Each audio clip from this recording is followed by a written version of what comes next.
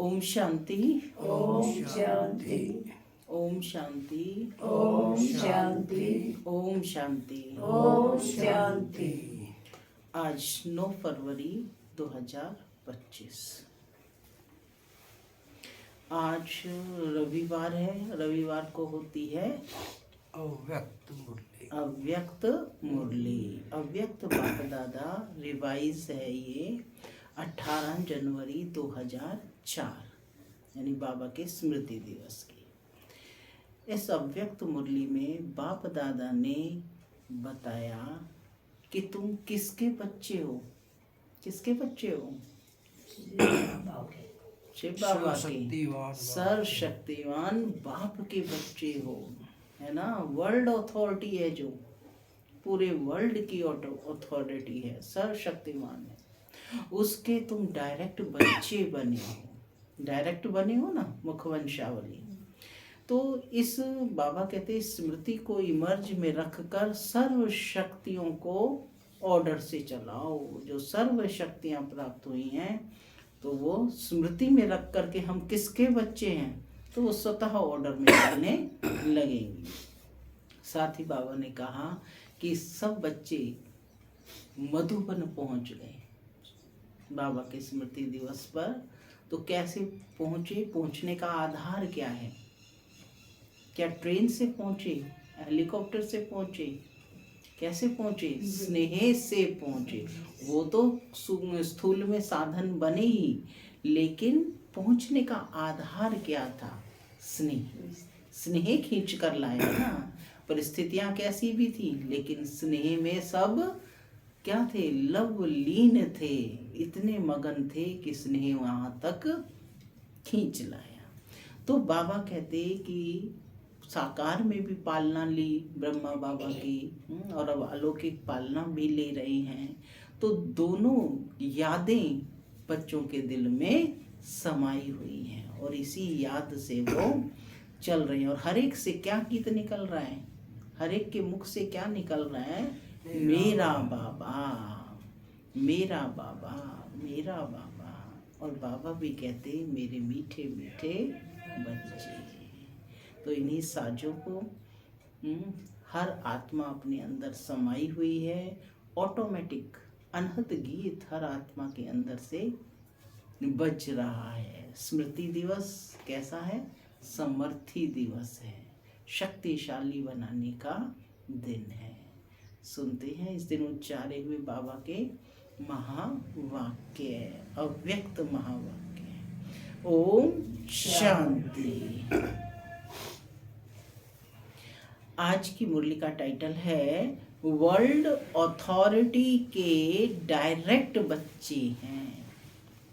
World authority के direct बच्चे हैं। इस स्मृति को इमर्ज रख सर्व शक्तियों को ऑर्डर से चलाओ कि हम वर्ल्ड अथॉरिटी के डायरेक्ट बच्चे हैं।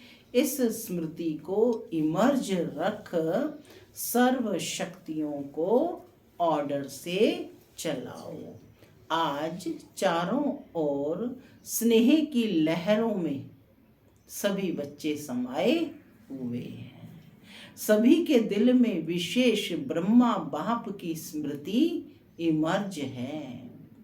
अमृत वेले से लेकर साकार पालना वाले रतन और साथ में अलौकिक पालना वाले रत्न, दोनों के दिल के यादों की मालाएं बाप दादा के पास पहुंच गई हैं। सभी के दिल में बाप दादा के स्मृति की तस्वीर दिखाई दे रही है और बाप के दिल में सर्व बच्चों के स्नेह भरी याद समाई हुई है। सभी के दिल में एक ही स्नेह का गीत बज रहा है, मेरा बाबा। कौन सा गीत बज रहा है? मेरा बाबा, मेरा बाबा। और बाप के दिल से यही गीत बज रहा है, मेरे मीठे मीठे बच्चे। यह ऑटोमेटिक गीत, अनहद गीत कितना प्यारा है।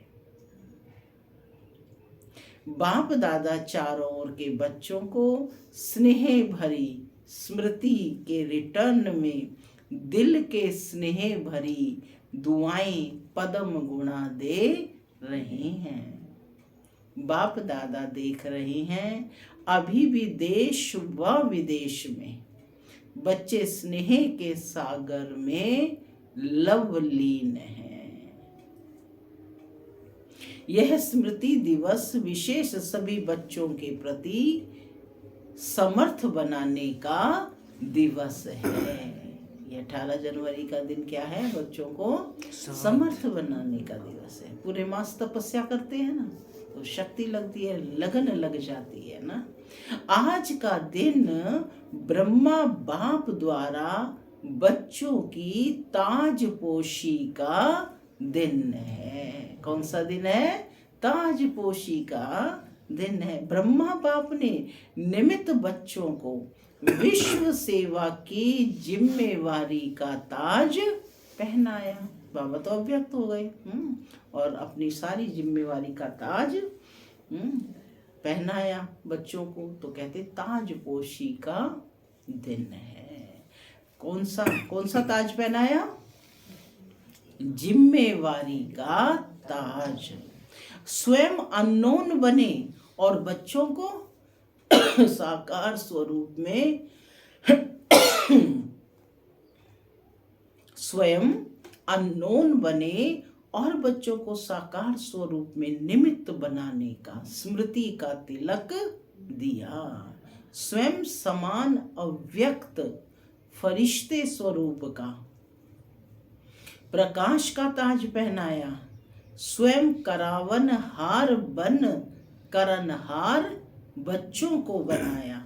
इसलिए इस दिवस को स्मृति दिवस सो समर्थी दिवस कहा जाता है। सिर्फ स्मृति नहीं, स्मृति के साथ साथ सर्व समर्थियां बच्चों को वरदान में प्राप्त हैं। सर्व समर्थियां माने सर्व शक्तियां वरदान में प्राप्त हैं। बाप दादा सभी बच्चों को सर्व स्मृतियों स्वरूप देख रहे हैं। मास्टर सर्व शक्तिवान स्वरूप में देख रहे हैं। शक्तिवान नहीं, सर्व शक्तिवान। यह सर्व शक्तियां बाप द्वारा हर एक बच्चे को वरदान में मिली हुई हैं। दिव्य जन्म लेते ही बाप दादा ने वरदान दिया। क्या वरदान दिया? सर्व शक्तिवान भव। क्या वरदान दिया बाबा ने? सर्व शक्तिवान भव। माने जन्मते ही सारी शक्तियां बच्चों को वरदान रूप में दे दी। यह हर जन्म दिवस का वरदान है। इन शक्तियों को प्राप्त वरदान के रूप में कार्य में लगाओ। अब ये शक्तियां मिल गई हैं तो इन्हें क्या करना है? कार्य में लगाना है। शक्तियां तो हर एक बच्चे को मिली हैं, लेकिन कार्य में लगाने में नंबरवार हो जाते हैं। हर शक्ति के वरदान को समय प्रमाण ऑर्डर कर सकते हो। अगर वरदाता के वरदान के स्मृति स्वरूप बन समय अनुसार किसी भी शक्ति को ऑर्डर करेंगे तो हर शक्ति हाजिर होनी ही है। वरदान की प्राप्ति के मालिकपन के स्मृति स्वरूप में हो और आप ऑर्डर करो और शक्ति समय पर कार्य में नहीं आए, ऐसा हो नहीं सकता। लेकिन मालिक मास्टर सर्वशक्तिवान के स्मृति की सीट पर सेट हो, तब काम करेंगी ये शक्तियां ऑर्डर में, जब मालिकपन की सीट पर सेट होंगे। लेकिन क्या कहा? मालिक मास्टर सर्वशक्तिवान के स्मृति की सीट पर सेट हो। बिना सीट पर सेट के कोई ऑर्डर नहीं माना जाता। जब व्यक्ति सीट पर नहीं होता तो उसका ऑर्डर माना जाता है? नहीं ना। जब बच्चे कहते हैं कि बाबा हम आपको याद करते हैं, तो आप हाजिर हो जाते हैं, हजूर हाजिर हो जाता है। जब हजूर हाजिर हो सकता है तो शक्ति क्यों नहीं हाजिर होंगी? है ना विचारणीय प्रश्न। जब हजूर हाजिर हो सकता है तो शक्तियां क्यों नहीं हाजिर होंगी? सिर्फ विधि पूर्वक मालिकपन के अथॉरिटी से ऑर्डर करो। यह सर्व शक्तियां संगम युग की विशेष परमात्म प्रॉपर्टी है। यही प्रॉपर्टी संगम युग पर मिलती है। प्रॉपर्टी किसके लिए होती है? किसके लिए होती है प्रॉपर्टी? बच्चों के लिए प्रॉपर्टी होती है। सारी प्रॉपर्टी किसके लिए है? तो बाबा भी अपनी सर्व शक्तियां किसको दे रहे हैं? बच्चों को। तो अधिकार से, स्मृति स्वरूप की सीट से ऑर्डर करो। मेहनत क्यों करो? ऑर्डर करो। वर्ल्ड अथॉरिटी के डायरेक्ट बच्चे हो। ये स्मृति का नशा सदा इमर्ज रहे। क्या नशा रहे? वर्ल्ड अथॉरिटी के डायरेक्ट बच्चे हैं। यह स्मृति का नशा सदा इमर्ज रहे। अपने आप को चेक करो, अपने आप को चेक करो कि वर्ल्ड ऑलमाइटी अथॉरिटी की अधिकारी आत्मा हूँ। वर्ल्ड ऑलमाइटी अथॉरिटी की अधिकारी आत्मा हूँ। यह स्मृति स्वतः ही रहती है क्या? ये चेकिंग करनी है कि मैं किसकी इस बच्ची हूँ, किसका संतान हूँ। यह स्मृति सदैव रहती है क्या? स्वतः रहती है क्या? रहती है या कभी कभी रहती है? आजकल के समय में तो अधिकार लेने के ही झगड़े हैं, और आप सबको परमात्म अधिकार, परमात्म अथॉरिटी जन्म से ही प्राप्त है। तो अपने अधिकार की समर्थी में रहो, स्वयं भी समर्थ रहो और सर्व आत्माओं को भी समर्थी दिलाओ।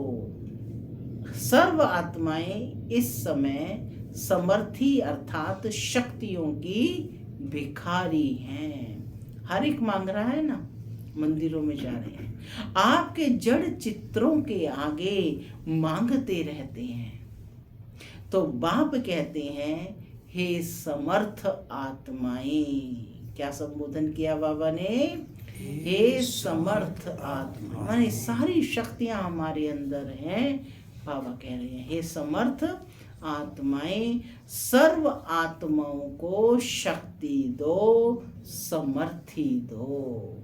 इसके लिए सिर्फ एक बात का अटेंशन हर बच्चे को रखना आवश्यक है, जो बाप दादा ने इशारा भी दिया। बाप दादा ने रिजल्ट में देखा कि मेजॉरिटी बच्चों का संकल्प और समय व्यर्थ जाता है। संकल्प और समय व्यर्थ जाता है मेजॉरिटी बच्चों का। विशेष अटेंशन दें। जैसे बिजली का कनेक्शन अगर थोड़ा भी लूज हो व लीक हो जाए तो लाइट ठीक नहीं आ सकती। तो यह व्यर्थ की लीकेज समर्थ स्थिति को सदा काल की स्मृति बनाने नहीं देती। इसलिए वेस्ट को बेस्ट में चेंज करो। किन दो चीजों का? संकल्प और समय, इन दोनों को व्यर्थ नहीं गंवाना है। तो यह व्यर्थ की लीकेज समर्थ स्थिति को सदा काल की स्मृति बनाने नहीं देती। इसलिए वेस्ट को बेस्ट में चेंज करो। बचत की स्कीम बनाओ, परसेंटेज निकालो। सारा दिन में वेस्ट कितना हुआ, माने कितना समय वेस्ट किया, कितने संकल्प वेस्ट किए, वेस्ट और बेस्ट कितना हुआ, वेस्ट कितना हुआ और बेस्ट कितना हुआ, माने सफल कितना हुआ। अगर मानो 40% वेस्ट है और 20% वेस्ट है तो उसको बचाओ। ऐसे नहीं कि समझो थोड़ा सा ही तो वेस्ट जाता है, बाकी तो सारा दिन ठीक रहता है। लेकिन यह वेस्ट की आदत बहुत समय की आदत होने के कारण लास्ट घड़ी में धोखा दे सकती है। हम बातों में लगे रहेंगे, पेपर तो सेकंड का आएगा क्योंकि अभ्यास ही नहीं था। नंबर वार बना देगी। क्या धोखा दे देगी कि नंबर 1 नहीं बनने देगी। जैसे ब्रह्मा बाप ने आदि में अपनी चेकिंग के कारण रोज रात को दरबार लगाई। किसकी दरबार लगाई? अपनी कर्मेंद्रियों की दरबार लगाई। किसकी दरबार? बच्चों की नहीं, अपनी ही कर्मेंद्रियों की दरबार लगाई। ऑर्डर चलाया। अब कैसे चलाया? हे मन मुख्य मंत्री, यह तुम्हारी चलन अच्छी नहीं, ऑर्डर में चलो। हे संस्कार, ऑर्डर में चलो। क्यों नीचे ऊपर हुआ? कारण बताओ, निवारण करो। ये है डिटैच ऑब्जर्वर बन करके अपनी चेकिंग करनी। हर रोज ऑफिशियल दरबार लगाई। ऐसे ब्रह्मा बाबा ने अपनी हर कर्मेंद्रियों की हर रोज दरबार लगाई। ऐसे रोज अपनी स्वराज्य दरबार लगाओ। बाबा भी बच्चों को डायरेक्शन दे रहे हैं कि आप भी अपने हर रोज दरबार लगाओ। पूछो इनसे, आंखों से, मन से, स्वभाव से, संस्कार से, क्यों नहीं ये कहना मानते हैं। कई बच्चे बाप दादा से मीठी मीठी रूह रिहान करते हैं, पर्सनल रूह रिहान करते हैं। बताएं, कहते हैं हमको अपने भविष्य का चित्र बताओ। सब देखो अपने अपने भविष्य का चित्र। क्या है? चित्र आया सामने, हम क्या बनेंगे। जो जितना पढ़ रहा है उसको पता है ना मैं क्या बनूंगा। राजा बनोगे, दासी बनोगे, साहूकार बनोगे, क्या बनोगे, हर एक को पता है कितना पढ़ रहा है। तो बाबा कहते हैं कि कैसे रूह रिहान कर रहे थे बच्चे कि हमको अपने भविष्य का चित्र बताओ, हम क्या बनेंगे।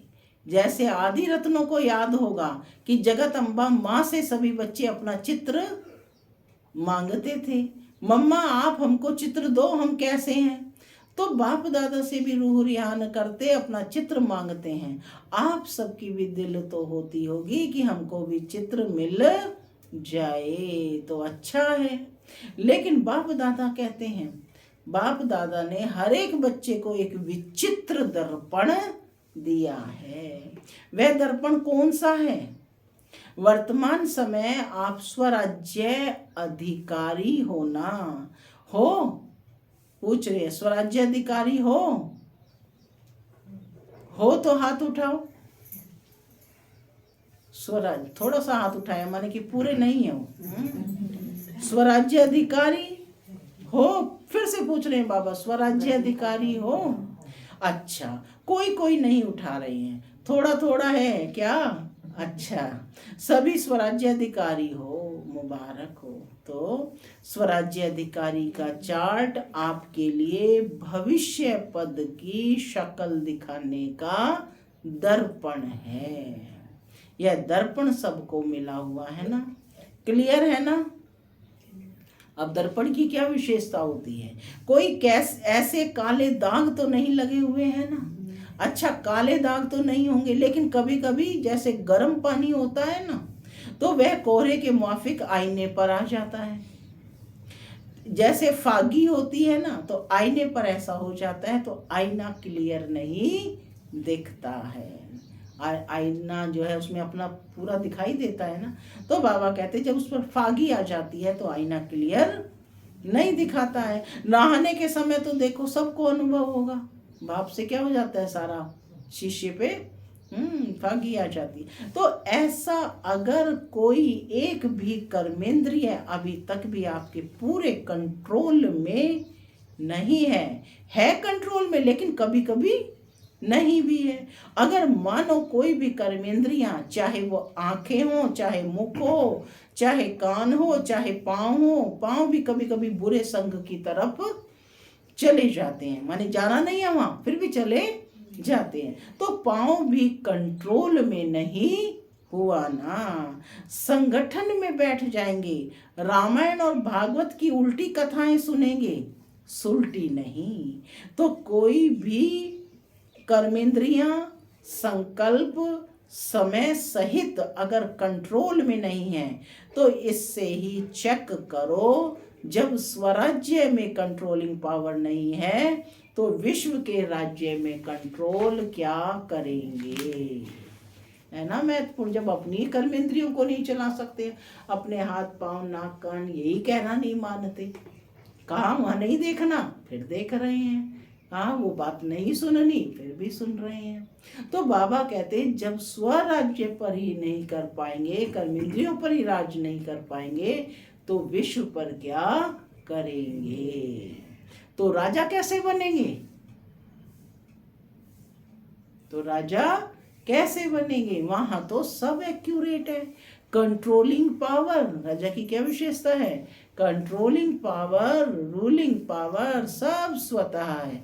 संगम युग के पुरुषार्थ की प्रारब्ध के रूप में है। तो संगम युग अर्थात वर्तमान समय अगर कंट्रोलिंग पावर, रूलिंग पावर कम है तो पुरुषार्थ कम, तो प्रारब्ध भी कम होगी। तो प्रारब्ध क्या होगी, कम होगी। हिसाब करने में तो होशियार हो ना, बड़ी जल्दी लगा लेते हैं हिसाब। तो इस आईने में अपना फेस देखो। आज बाबा ने दर्पण में आईने में फेस देखने के लिए कहा है, कौन से दर्पण में देखेंगे,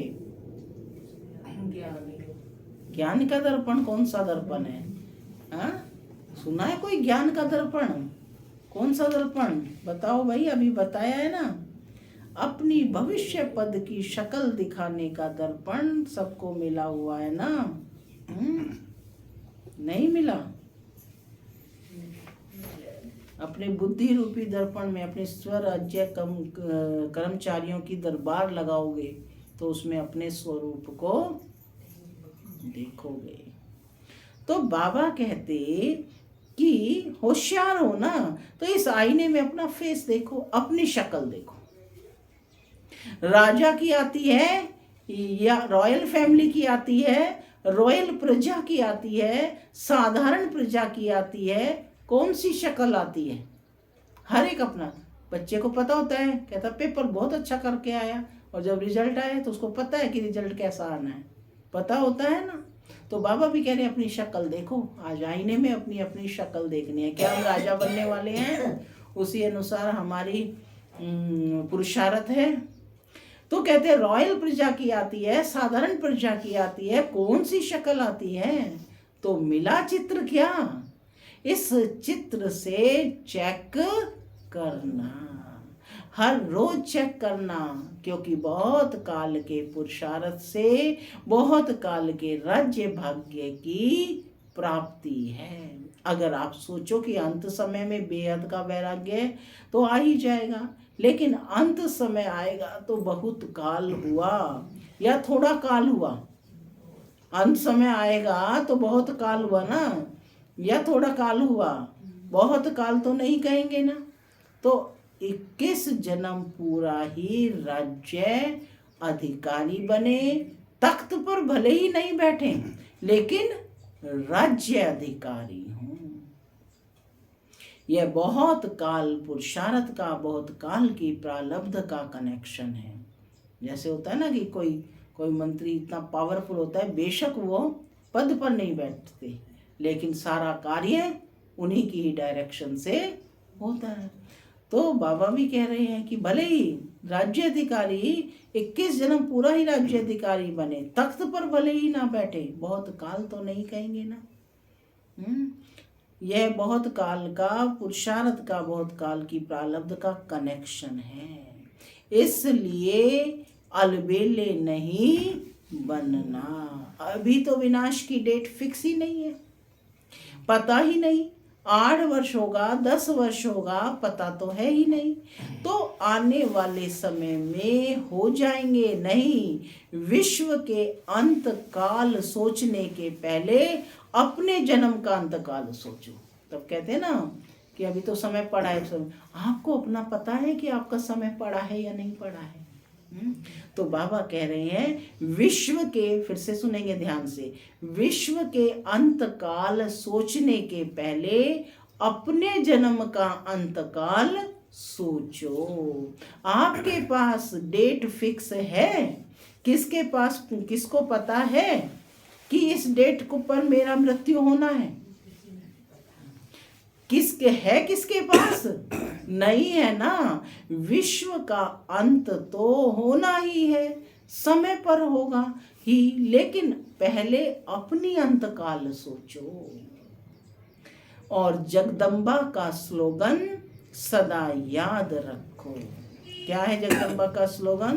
क्या स्लोगन था? हर घड़ी अंतिम घड़ी।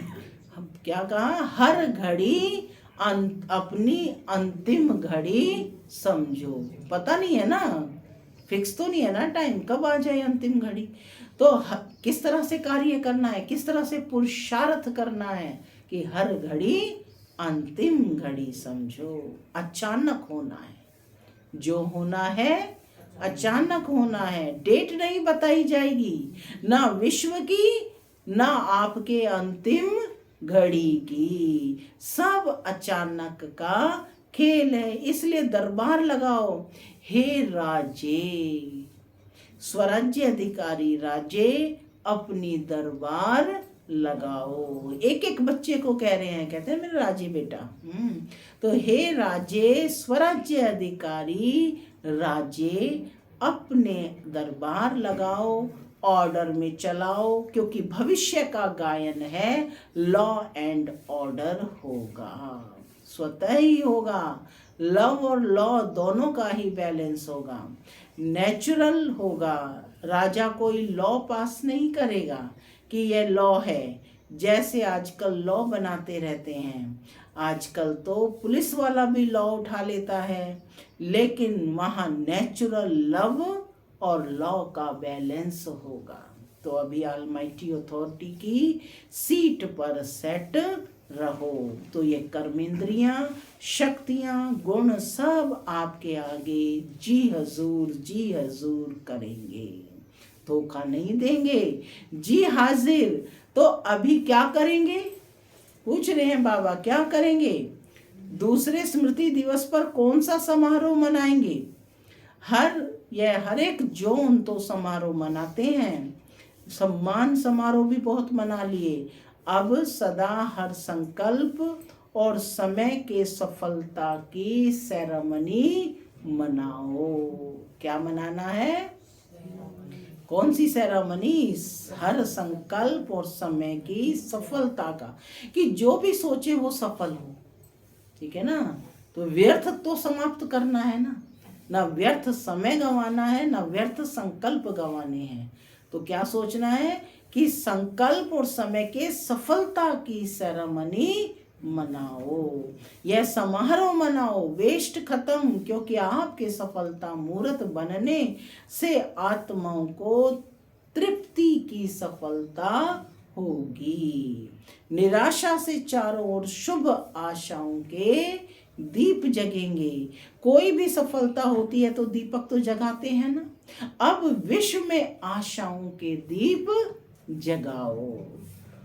हर आत्मा के अंदर कोई ना कोई निराशा है ही, निराशाओं के कारण परेशान हैं, टेंशन में हैं। तो हे अविनाशी दीप को, क्या नाम दिया बाबा ने? अविनाशी दीप को, अब आशाओं के दीपक की दिवाली मनाओ। पहले स्व फिर सर्व, पहले अपने प्रति फिर सर्व के प्रति। सुना क्या करना है? बाकी बाप दादा बच्चों के स्नेह की देख खुश हैं, स्नेह की सब्जेक्ट में परसेंटेज अच्छी है। आप इतनी मेहनत करके यहाँ क्यों पहुँचे हो? आपको कौन लाया? ट्रेन लाई, प्लेन लाया या स्नेह लाया? कौन लाया? स्नेह के प्लेन से पहुँच गए हो ना, तो स्नेह में तो पास हो। अब ये ऑलमाइटी अथॉरिटी में मास्टर हैं, इसमें पास होना है।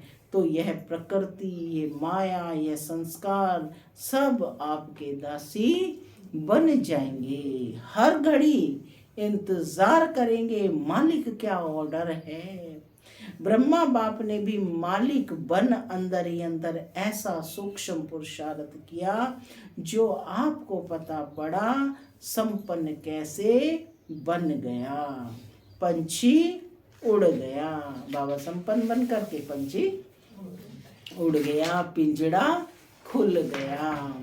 साकार दुनिया के हिसाब किताब का, साकार के तन का पिंजड़ा खुल गया, पंछी उड़ गया। अभी ब्रह्मा बाप भी बहुत सिख व प्रेम से बच्चों का जल्दी आओ जल्दी आओ, अभी आओ अभी आओ यह आह्वान कर रहे हैं। तो पंख मिल गए ना, बस सभी 1 सेकंड में अपने दिल से यह ड्रिल करो, अभी अभी करो, सब संकल्प समाप्त करो, यही ड्रिल करो। ओ बाबा, मीठे बाबा, प्यारे बाबा, हम आपके समान अव्यक्त रूपधारी बने कि बने। बाप दादा ने ड्रिल कराई, 30 सेकंड की ड्रिल करेंगे।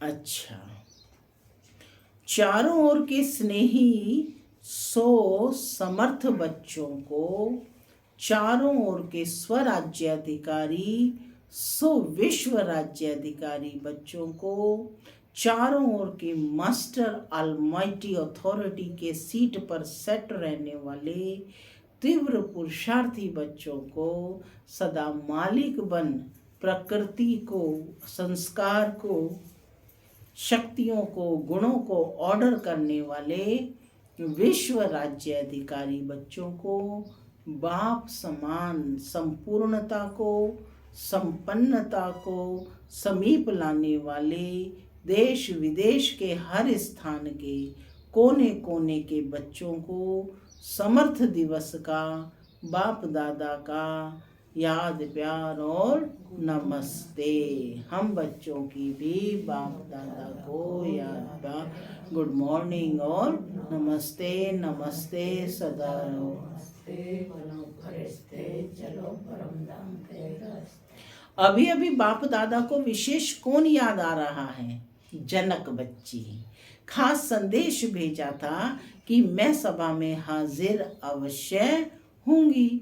तो चाहे लंदन, चाहे अमेरिका, चाहे ऑस्ट्रेलिया, चाहे अफ्रीका, चाहे एशिया और सर्व भारत के हर देश के बच्चों को एक एक को नाम और विशेषता सहित याद प्यार। आपको तो सम्मुख याद प्यार मिल रहा है ना। अच्छा, आज मधुबन वालों को भी याद किया।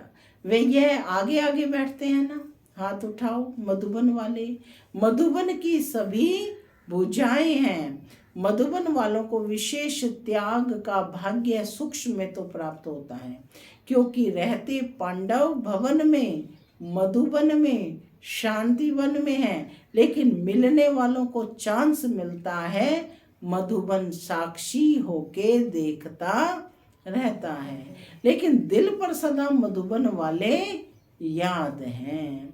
अब मधुबन से वेस्ट का नाम निशान समाप्त हो। सेवा में, स्थिति में, सब में महान। ठीक है ना?